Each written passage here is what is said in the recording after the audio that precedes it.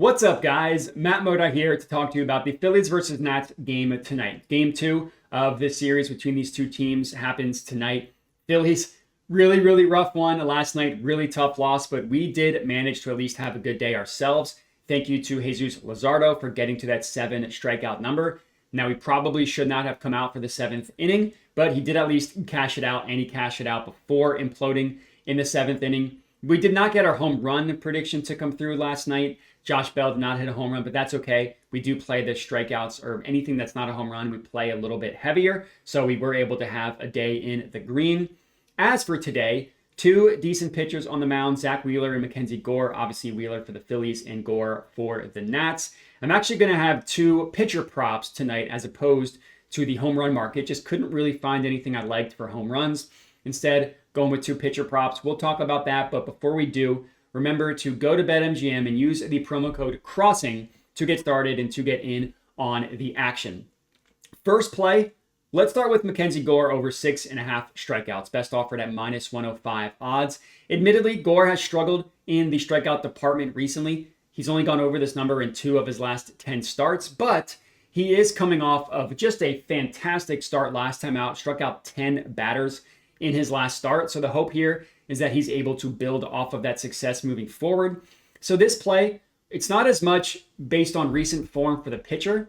We're fading a Phillies offense that we'll talk about that strikes out a ton against lefties. And Gore in general, you look at the entire year, not just his last 5 starts, has really good strikeout stuff. But we'll start with the Phillies. On the year, they're an average strikeout team against lefties. Like, if you look at their strikeout numbers against the year, it's not anything that's bad. They've been much worse in the strikeout department recently due to a lot of lineup changes. Obviously, they have new batters from now than they did at the beginning of the year, and those batters strike out a lot more, for lack of a better word. You look at the last 30 days, they have the 2nd highest strikeout rate in the entire MLB against left-handed pitching. Literally the 2nd highest. And you look into their lineup, it makes complete sense. Of their 9 projected batters in the lineup tonight, 8 of them, 8 strike out 22% or higher. That's horrific. 5 of them strike out 25% or higher.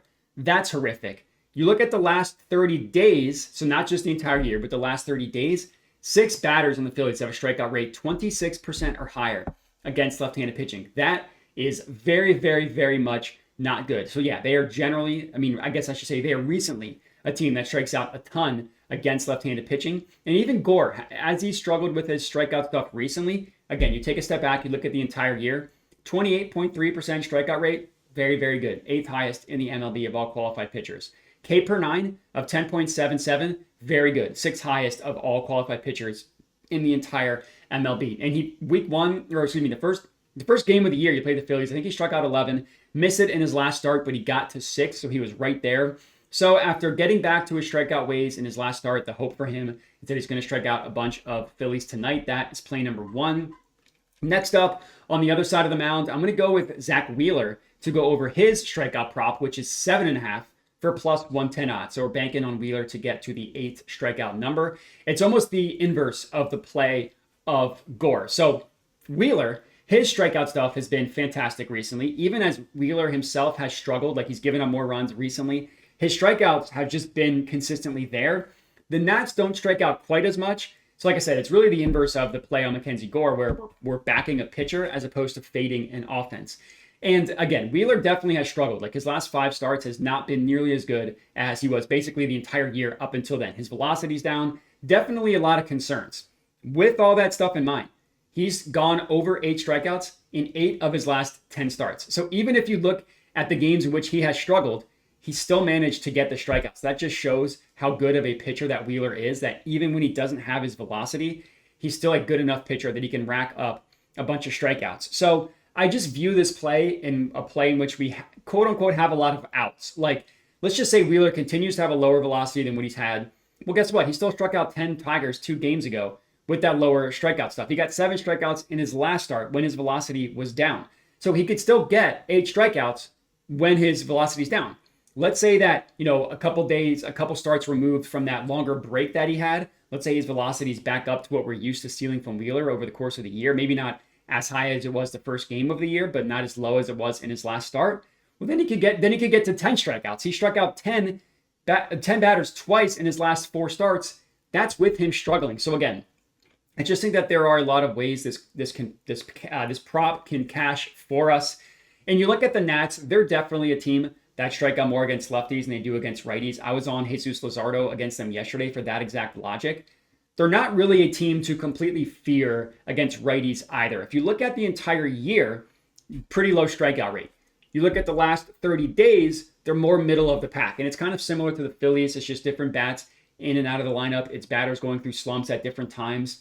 But you look at their projected lineup and you can get to where 8 strikeouts are going to come from. Between James Wood and Riley Adams, James Wood has a strikeout rate of 41% against righties over the last 30 days. That is horrific. Riley Adams is not much better with the strikeout rate of 36% against right-handed pitching over the same time frame. He's probably going to get those guys combined 4 times, 3 times.